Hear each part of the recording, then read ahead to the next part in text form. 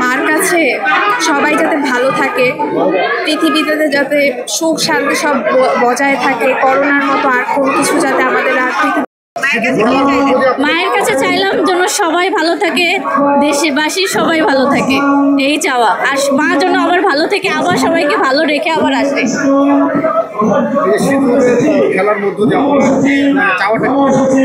আমাদের চাওয়াটা হলো স্বামীর মঙ্গল। মা চলে যাচ্ছে, আবার আরেক বছর সামনের বছর আসবে, আনন্দ লাগতেছে আবার দুঃখ লাগতেছে মা চলে যাবে। ভালোই কাটছে, এটা চেয়েছি সবাই যেন ভালো থাকে, সুস্থ দেশটা যেন ভালো থাকে, সুস্থ থাকে, সবাই আনন্দ যেন কাটতে পারে, নিজের জন্য কিছুই চাইনি।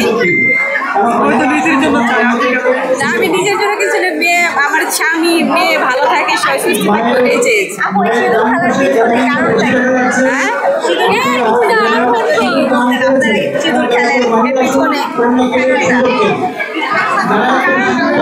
সিঁদুরের মারা প্রতি বছর আমরা বরণ করতে পারি, এটাই কারণ। মারা যে ঢাকা সিঁদুরে বিদায় দিতে পারি, এটাই আমাদের কারণ। মা চলে যাবে, হ্যাঁ দুঃখ, আনন্দ লাগতেছে আবার দুঃখ লাগতেছে। মা চলে যাবে, আবার এক বছর পর আসবে, এটাই আরাধনা করবো মা যেন আবার শুভকামনা নিয়ে আসে, মা যেন ভালোভাবে যায়। মার কাছে স্বামী সন্তান দেশবাসী সবাই যে মঙ্গল থাকে, ও সম্বোধন যেন হয়, ভালো যে ভাস করতে পারি, আনন্দে যে ভাস করতে।